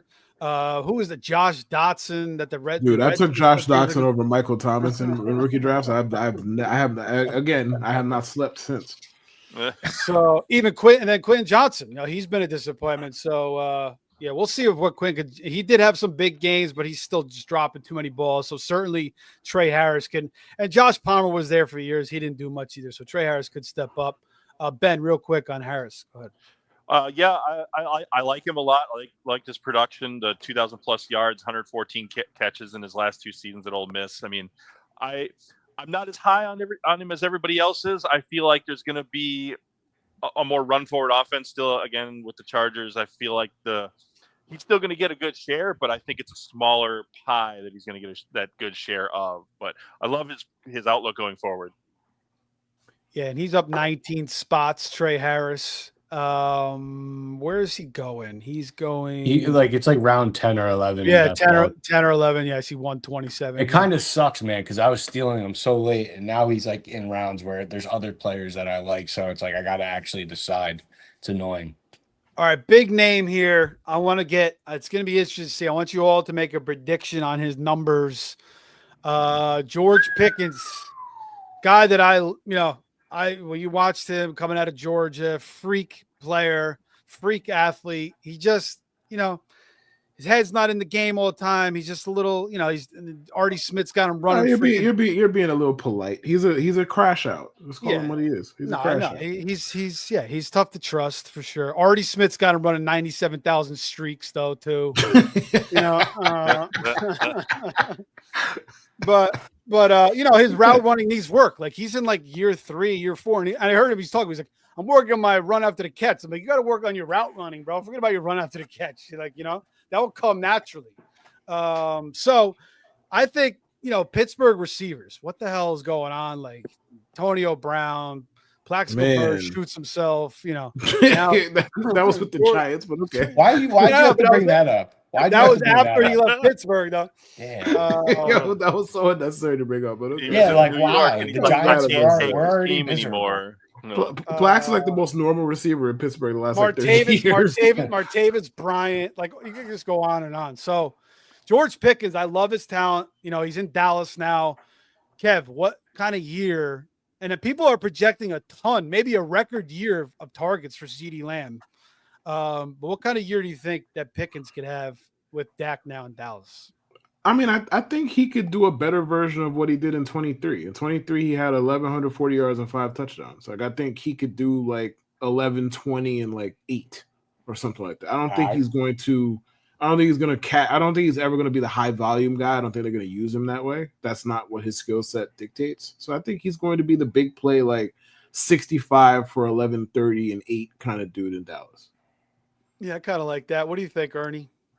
Yeah, I got him for 1,000 yards and 7 touchdowns. I think Dak is, like I said, he's a serviceable quarterback through the regular season. He's a really good fantasy quarterback. We know he's going to choke in the playoffs, but this has nothing to do with the playoffs.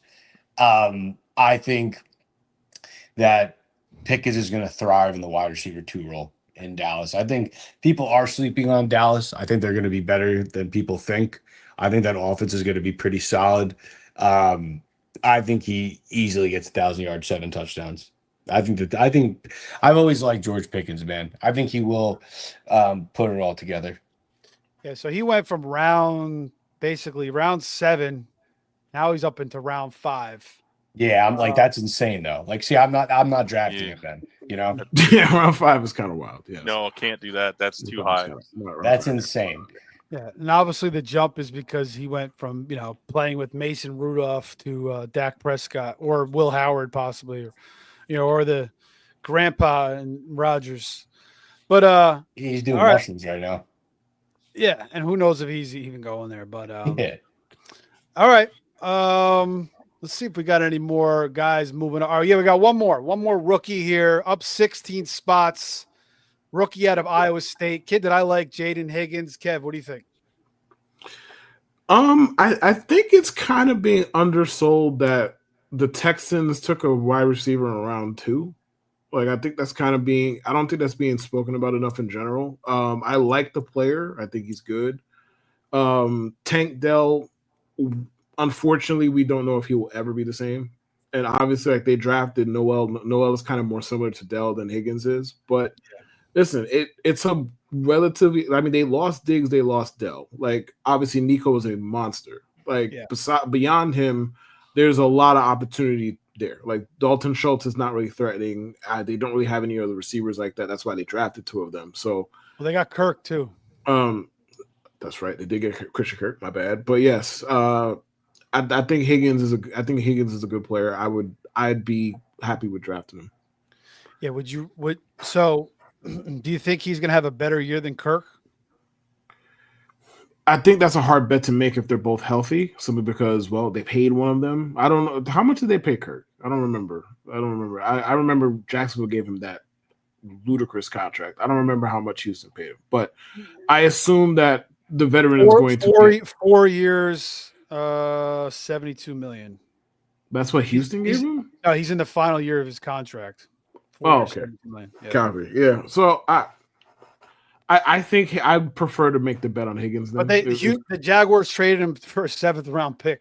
Yeah, the Jaguars were just like, hey man, it's either we cut you or we get the bare minimum for you. So that's how that went. But yeah, I'd probably make the longer term bet on Higgins than rather than Kirk.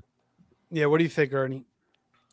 Yeah, no, I'm definitely Higgins over Kirk. I'm not afraid of Christian Kirk. People were trying to tell me Christian Kirk over Brian Thomas last year. I'm not. Christian Kirk's days are over. Here's the thing though. I'm not drafting Jaden Higgins this year. Like I would much rather draft Noel. Like just because I think Noel will play the slot. And that's going to be that Tank Dell role, right? So that to me smells more like the Robin to Nico's Batman. So I am fading Higgins. I love Nico. I like Noel a little bit better than Higgins, especially in fantasy. Just because I think of the offensive fit. Yeah, it's going to be interesting to see. They got a lot of guys. Their offensive line took a big hit. They were getting rid of guys, you know. Agreed. So Stroud struggled last year with more pressure. I do like Higgins though. I feel like I liked him better than Noel, but I don't know how he's going to fit in. Can he take away from Nico a little bit? I guess it's possible. Maybe it hurts Nico's value. Let's because they're kind of similar guys. Down. I'm just saying. Slow down. I'm just Nico bringing is my like wife God. He's like saying that Godzilla she though. listen. Nico's a top 5 all, receiver in the NFL. Higgins best ball instead of No, Nico. I think Nico's a stud. Like absolutely. take So it's off not of like- Nico's plate. It's not likely. It's not likely, but he could take a little. No, Right? all right. Yeah, he might take one catch off his plate. You're right. One catch, maybe two. Maybe. I mean, Nico's got to take a break at some time once in a while, right? He does. Yeah. If anything, I think they make Nico better because now it's like if I'm the defense, Good, I know it's yeah. like I don't just have to throw everything at Nico Collins. Like now it's like, all right, you guys could maybe spread the ball out a little bit. So no, I think it was awesome for Houston. Like that's why they did it. I still think Nico is the undisputed alpha. I'm not more worried about that. What I'm focused on is who wins that slot role. Is it Higgins? Is it Noel? One of them will, and that I think that will be the other fantasy value. Yeah, I'm interested to see. Obviously, Nico's the alpha, but I'm just interested to see how it's going to shake out with Stroud. Like, can he throw 35 touchdowns this year with these new guys? Because I do like Higgins. I feel like he could really help him a lot. But you're right. Maybe the slot guy, Kirk, maybe he plays a little bit of that Diggs role. And even Jalen Noel is in the mix too. So it's going to be interesting to see how their offense bounces back this year. Woody Marks, I know a lot of people like him as well. See if he gets a role. But they got to protect Stroud because he did not look the same with the lack of protection. All right, that's it for the movers up. Let's talk about 3 guys that are moving down. Alec Manor is down 30 spots. Why do you think that is, Ernie? Dude, I have no idea. Maybe it's because of the Calvin Ridley hype, but it was kind of weird because like Ward's going in the other direction. I thought he would be trending after the OTA videos, but maybe just people they're out on the Titans offense, and rightfully so. Like I mean, like Cam Ward looks good, but really outside of Calvin Ridley, what do they have? Offensive line is solid, but I mean, I'm in on Manor. Like, I think, especially that he's going down and now you can get him for free at the end of your best ball drafts. Like, all right, who is the number 2 for the Tennessee Titans? That's what I'm saying. Kevin Like, so- Dyson. Tyler Lockett. Kevin Dyson. Kevin Dyson. Tyler Lockett, Kevin Dyson. Justin You guys McCaffrey. are kill- I just think that like Calvin Ridley is legit. I think Calvin Ridley he's a player I'm in on this year. Like he should have almost like a Terry McLaurin similar impact to last year, right? I don't know if he's going to finish top 10, but I think he's going to have a big year. But yeah, there's nobody else behind him, so somebody has to step up. They drafted the 2 receivers in the 4th round. Manor being one of them. He's the receiver I like better. I thought he should have been a day 2 pick. So yeah, I'm buying him, man. I just think somebody's got to step up in this offense, and my money's on him. Yeah, he's going basically like the 18th round now. Yeah, dude, give me that all day. He All day. dropped about 3 rounds. I'm ordering more bean dip and salsa right now because I'm buying that dip. That's absolute 18th. Hell no, I'm taking Manor all day at that price. And the competition, Amen. like you said, you got freaking Tyler Lockett. You know, Ridley's a little bit older now. I mean, so Traylon Burks has never done anything. Treylon Burks. Nick Jalen Westbrook. Burks, my God. Nick Westbrook, a Keeney, 1 catch for 9 yards and a touchdown 6 games in a row. But, so they don't really have much there. So he's in Miami now, right? Yeah, I think he's gone. Yeah. Another guy, I feel like this guy's getting disrespected a little bit. Now, I do like Ibuka, and I think he could kind of take his job. But I think Jalen McMillan had a nice season last year and looked good. And you could argue that he was the best receiver coming out of Washington. So, down 29 spots, I feel like, Godwin, we don't know. If there's an injury to one of these guys, I feel like McMillan could step up just like he did last year. So down 29 spots, I feel like it's a good value. I haven't really been taking him yet, but I might start to dive in if he continues to fall. What do you think, Kev? I like the player. Obviously, like he's their wide receiver. Well, and Baker did throw 40 Baker threw 40 touchdowns last year. I was Savage. gonna get to that. Like I don't think there's a chance in hell that happens again. Personally, now maybe he throws like 33 instead. That's not like a huge deal in the grand scheme of things. It was just like 40. I feel pretty good saying that Baker set his career high, like his forever career high last year in touchdowns. But McMillan is like wide receiver 3 at the moment. Obviously, like Mike Evans is up there in age. I know Mike Evans never really gets hurt, but you never get hurt until you do, right? Like Chris Godwin, like he's recovering from a torn ACL, correct? Yep. Right. So like it's kind of like investing in a handcuff running back in a way. It's the same kind of principle. We know he could play.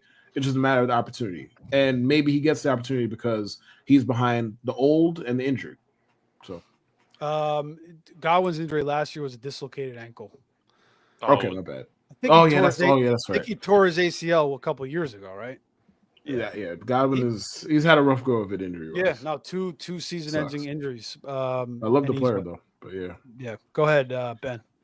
I mean, it's more of the same. It's love the player, hate the situation. It's McMillan could absolutely excel if somebody were to get hurt or leave the team for some reason or another. Maybe a trade. I don't know. That's probably not going to happen. But yeah, I absolutely love the skill set. He, in my opinion, I'm one of those few that agrees that he was the better guy coming out of Washington last year, and it's really the dip is because of the fact that he's behind Godwin, he's behind Evans. We saw K. Dotton come in and make a big step, a big role when those guys were down too. So it's just a whole lot of like, where are the targets going to go, even if this happens again? There's so many mouths to feed, and Egbuka, people are high on him too. I mean, it's just, I'll take the dip on him too in redraft and best ball, because there's the potential there for even with, if he gets like 3 or 4 targets a game, he can do stuff with that. I like him. Yeah. All right. Another guy, last guy that's down is Roma Dunze. He's down 13 spots. Again, Caleb's down a little bit too. Do you think that's just the addition of Luther Burden and Loveland? Is that the reason why he's falling here? What do you think, Kev? Much like a lot of the patterns that we have talked about, like I genuinely have no idea why. I don't really know. Not much has changed because the draft happened however many months ago, bro. So like we knew that they took Luther Burden. We knew all of this. Why he's falling, I don't know. Maybe new information came out about him. Maybe people are just sour about him. I don't know. Me personally, I like the play. If you liked Roma Dunze coming into last year, which I did and a lot of people did, I don't really see what should have changed. 1 year where he wasn't necessarily bad, his stats didn't really do much, but he was in a bad situation largely for the majority of the year. Like the situation is looking up for everybody on that offense. So if you like the prospect, you should probably still like him going into year 2, and I do. Go ahead, Ben. You went on Rome? Yeah, I was good on him, very high on him. I would have taken him last year going into the rookie drafts. I had him actually ranked above Neighbors too. But overall, it's confusing to me as well. I think it's just a lot of like, okay, we're changing up the offense. DJ Moore is the perceived number 1 guy, so maybe he's going to be the perceived Amon-Ra for Chicago under Ben Johnson. But again, I'll say it again. It's confusing. It's doesn't make a lot of sense to me. There's going to be offensive power coming out of Chicago this year, and they're going to make a run, and they're going to be challenging for everybody else in that division. It's going to be interesting to see, and I think Odunze is definitely going to be a key cog. Yeah, Dunze currently going in like the 6th round. I didn't draft him last year because I didn't like Caleb.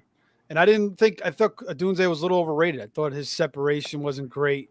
He's great 50-50 balls, but I thought he struggled that a little bit in the NFL last year too. Again, Caleb didn't play good. The offensive line wasn't good. It kind of went downhill. Definitely could improve in year 2. What do you think, Ernie?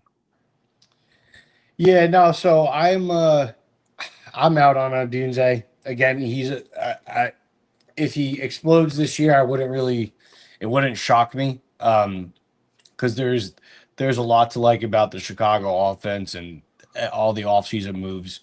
But I there's just so many mouths to feed. I don't know who's going to emerge as Caleb's favorite target. It seems like it's DJ Moore, but they got Luther Burden, they got Loveland. So there's a lot of mouth to feed over there. So for me, I'm fading this year, but I do like the player. I think he really could be a good player. I'm just not buying in on it. All right, tight ends, 2 guys that are up. Mason Taylor, rookie for the Jets, playing with Fields, and I see why. Up 15 spots. Garrett Wilson, and really nothing else. Cole Kmet had a career season a couple of years ago with Fields. So, to me, Taylor looks like a more athletic Dalton Schultz. Kev, are you excited as a Jets fan about Mason Taylor? Or First of all, what we're not going to do is this. I'm not a Jets fan. We're not going to do that, first of all. All right, I don't know why the hell you gave up your team. Never come you back. know what? You watch the Jets. You know good and goddamn well. I can't blame you. Go ahead. No, but jokes aside, no. As far as the question about the actual player, I'm out on Mason Taylor. Like nothing to do with him, but if I'm trying to draft a tight end, I'm trying to draft somebody with legitimate upside, like to be a top 5 guy. There aren't that many of them, to be fair here, but you can make the argument for guys after 5 because for whatever the reason they change teams, new draft picks, on and on. With him, it's like, all right, he's on. I understand. Listen, it's Garrett Wilson and nothing at wide receiver right now for the Jets. I understand that. The Jets are all in an ideal situation for the Jets, unless you believe their defense is going to be bad, which I don't believe that. So if you believe their defense is going to be respectable, bro, they might be one of the 3 or 5 run heaviest offenses in football. I'm not trying to bet on a tight end in that. No, thank you. All right. Ernie, what do you think about Mason Taylor first year with Justin Fields in New York? I'm not drafting any Jets in fantasy football. I'm just kidding. Smart bet. No, I like. It's not a bad idea, man. I've been burnt so many times, so it's. Yeah, dude, I have one fantasy rule, and it's you don't draft players from the Giants or the Jets. I'm being dead. I'm not drafting any of them this year. So Smart. Mason Taylor, I actually love him. So I thought he was like one of the better tight end prospects this year. Now, the thing that's intriguing is like I haven't been buying in like dynasty, sure, but for best ball, like Justin Fields does throw to his tight ends a lot, and they really don't have anything outside of Garrett Wilson. So this could be a miss on my part because I do like Mason Taylor. I'm just a little bit more scared about the situation, but I do see the upside to where he could actually get a decent amount of volume from Justin Fields. So I don't have many shares. I haven't really been investing in him at all in best ball, but I think he could be a really good player. Wouldn't be surprised if he had a solid rookie campaign, and just the future is bright. Yeah, 2 years ago, Cole Kmet again, 73 catches, 719 yards, 6 touchdowns. That was his 4th year in the league. What do you think, Ben? I am very much, and when it comes to best ball, very much buying the Mason Taylor. There is an existence. There is a universe out there somewhere where he will be at least the second most targeted player on that offense. And granted, yeah, it might be a crappy offense, but Justin Field likes his tight ends, throws to him all the time. And who else are they going to throw to after Wilson? Freaking Josh Reynolds, Alan Lazard, and his 30-something year old. That's about it. Brees Hall, sure. Brees Hall. Brees Hall could be there too. But don't forget Alan Lazard. Yeah, Alan. Yeah, He's still on the team. That's crazy, man. Yeah, I don't get that. But no, I mean, there is a world where Mason Taylor is a fantasy asset, and I think this might be that world. I'm not saying he's going to be like top 10 guy or anything, but I've got way too many shares of him in best ball to say that I'm not in on him. So I'm in on him.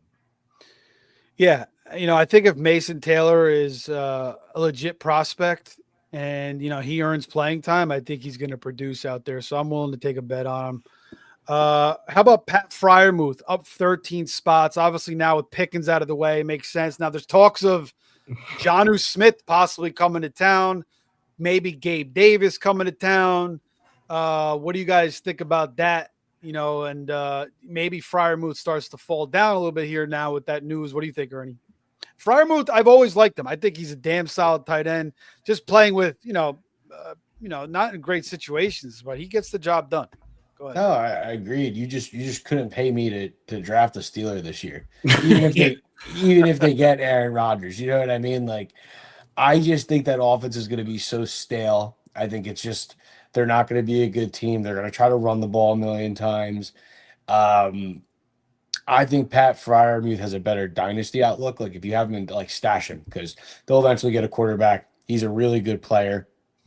Is it going to be Rudolph? Is it going to be Rodgers? And who knows, man? It's a really good quarterback class next year. So some of these teams could low key be tanking and just not be saying it. But yeah, I'm out on Fryermuth. There's so many better targets tight end for this year. Like, if I'm talking 2025 best ball purposes, guarantee you there's better stabs around where Fryermuth is going. 169 for Fryermuth. So he's going about the 14th round. Real quick, Kev, you out on all the Steelers like Ernie? More or less. I'm cool with Caleb Johnson. I'm cool with Jalen Warren. That's about it. Pat Fryermuth is cool. If you want 700 yards and 4 touchdowns, Pat Fryermuth, and that has value. I'm not like my tone indicated that's shit. It's not shit. Like 700 yards and 4 touchdowns could get you somewhere. I ain't really trying to draft a tight end for 700 yards and 4 touchdowns, especially when I know going in that's probably his ceiling. Regardless of who's playing quarterback, it could be Rudolph. They could bring Ben Roethlisberger out of retirement. They could bring Charlie Batch. Like, it could be whoever. Like, that's pretty much his ceiling for 2025. So I'm out on all of their pass catchers in general. I'm good. Yeah. What do you think, Ben? I mean, I love Fryermuth. I loved him coming out and entering the NFL. I had high hopes for him. I still have high hopes for him. And I am only taking Pat Fryermuth in like a 16-team, 2 tight end premium situation. That's about it. Outside of that, I'm out because like the Jonnu thing scares me and the quarterback situation scares me. So no, there's not really any world other than the 2 tight end premium league where I might take a shot. The only Steeler I like right now in best ball, just because of the value, is Roman Wilson. Because you get him in with your last pick. Yeah. And I think Roman Wilson's a dog. And like the quarterback, whoever it is, they have to throw the ball to somebody. He's going to play the slot. So might be a cheap PPR volume. But yeah, I value, but I don't like any of this deal. Next year, not this year. Yeah, I don't. Yeah, if Mason Rudolph is tossing the rock, I'm not too excited. My damn self. All right. 3 guys that are down, then we'll get out of this baby at the tight end. Cole Kmet down 20. Everybody loves Loveland. Cole Kmet said today, or maybe recently, that he was taken back a little bit, but he understands why they took him. Ben Johnson, new regime. He's going to get his guys. So who do you think is going to have a better year, Loveland or Cole Kmet, Kev? I'd probably guess Kmet simply because he's already been there, and rookie tight ends tend to be kind of rough statistically. So I'd guess that Cole Kmet has the better year. Am I exactly dying to draft Cole Kmet? Not particularly. They got 72 people to throw the ball to. They just drafted a whole lot of people high. Like, I ain't really trying to go for Cole Kmet like that. I don't either one of them. Loveland either. Like, I'll pass on both. I'm completely out. Last year, 474 yards, 4 touchdowns, 55 targets. He's gonna wait. So he had wait. Let me get this straight. He had 474 yards and 4 touchdowns. And he was taken aback that they drafted his replacement. Yeah, well, I'll read the room, buddy. Hold on. But let's look at the pattern here. DJ Moore's numbers go down. Cole Kmet's numbers go down. So maybe they're pissed off that they got rid of their quarterback. I mean, they didn't say that. Like I'm taking it back. Look around, brother. Like, hey, look but I around. don't think. What I'm saying is, I don't think it was his fault necessarily. Oh no, it's not his fault. But I mean, reality strikes. Yeah, like, that's what No, happened. I mean, I agree. A new regime comes in. Yeah. Are we all out on Cole Kmet? Anybody in on Cole Kmet? No, I'm not. Nobody. Not even gonna try to sugarcoat it. Writing's on the wall, dude. No. All right, another guy. I'm good. Down 20. Another guy down 20 spots. Again, the narrative is nobody can get him the ball. The quarterback situation sucks. The next Jamarcus Russell, the next blind back quarterback. Daniel Jones and Anthony Richardson possibly tossing Tyler Warren, rookie out of Penn State first. Second tight end taken, down 20 spots. Ernie, I know you're buying in on Tyler Warren, though, right? I'm a psycho. I'm buying in. I'm in. I like. Now, this is a tight end value I can get in on. So it's like last year I missed on Brock Bowers, not because of the talent. Like, he was one of my favorite college tight ends ever, especially watching him at Georgia. He was amazing. But I was afraid because I'm like, well, who's going to be throwing him the football, right? And he still had 370 fantasy points in tight end premium, finished tight end 1. So, like, I think Tyler Warren, is not that far talent-wise from Brock Bowers. And I will say this, Anthony Richardson, Daniel Jones, need I really say anymore? But we all know the story on AR-15. I bought in on him last year. The upside is there. The rushing upside is there. The problem is his arm is horrible. He sucks at throwing a football. He really does. I don't know if it's ever going to be fixable. I'm hoping it get fixed, because if he can fix that, then he's going to be really good. And they brought in Daniel Jones, and Daniel Jones it's this common theme where it's like I watch these quarterbacks like Geno Smith, Sam Darnold. They leave these impossible situations on these New York teams, and they go to a decent one, and they look good. I think that Daniel Jones got the rap for the Giants being a bad team, and that's just how the NFL works. When a team's losing, the quarterback should get all the blame. They're not going to point out the bad offensive line, the bad receivers. I think there's a reason why Steichen brought in Daniel Jones, and that's either two things, right?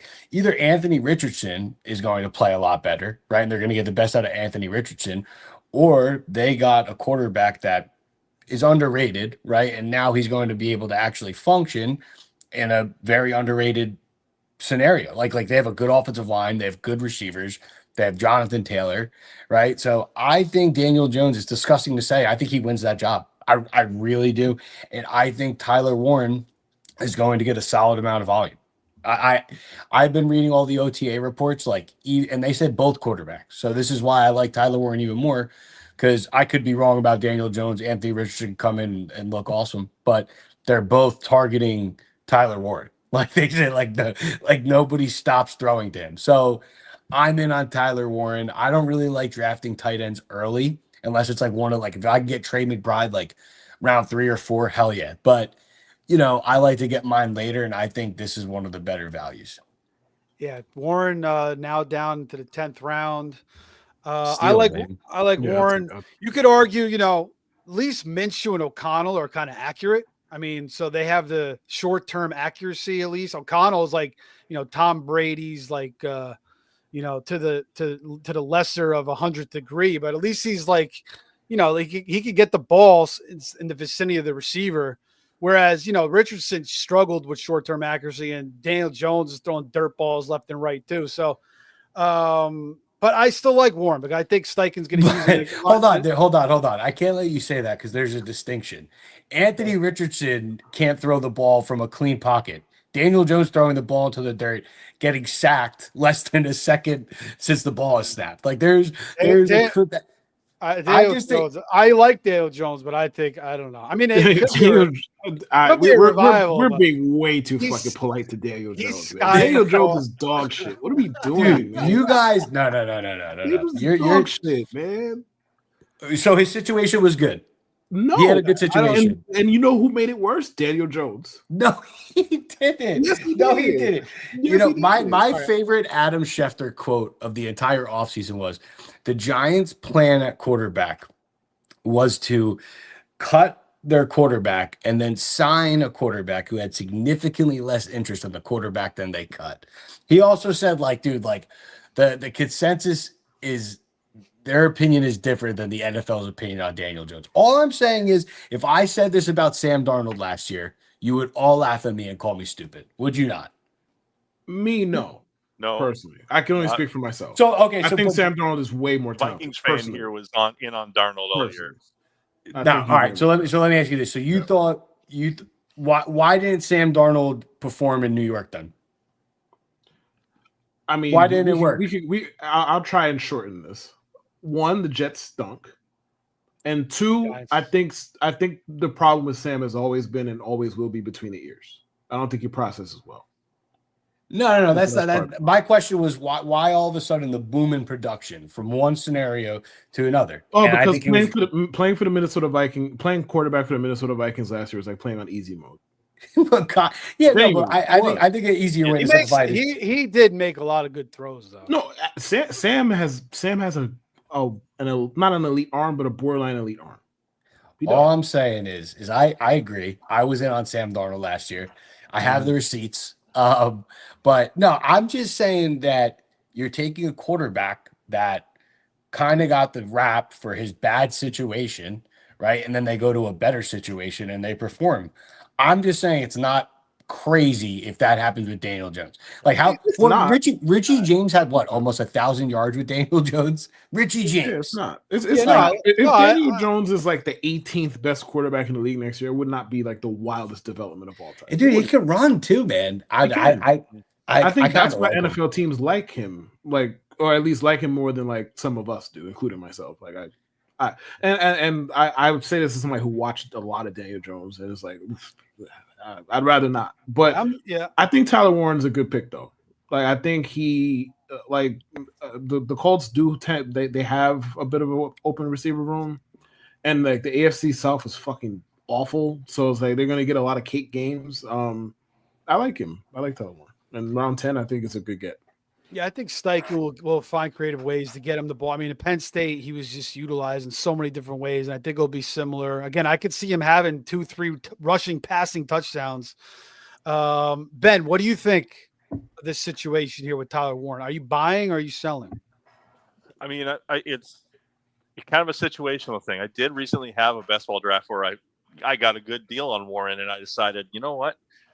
Let's just try something. I like to every season. I'll do a couple of drafts where I'll take like some stupid, crazy mega stack where I have like 5 Colts on one of my teams. Just like, if they blow up, that looks good. But yeah, he was a very talented, highly skilled tight end coming out of college. Like Ernie was saying, almost Brock Bowers level abilities and everything, and the outlook is very positive. And I think it's a pretty good situation long term.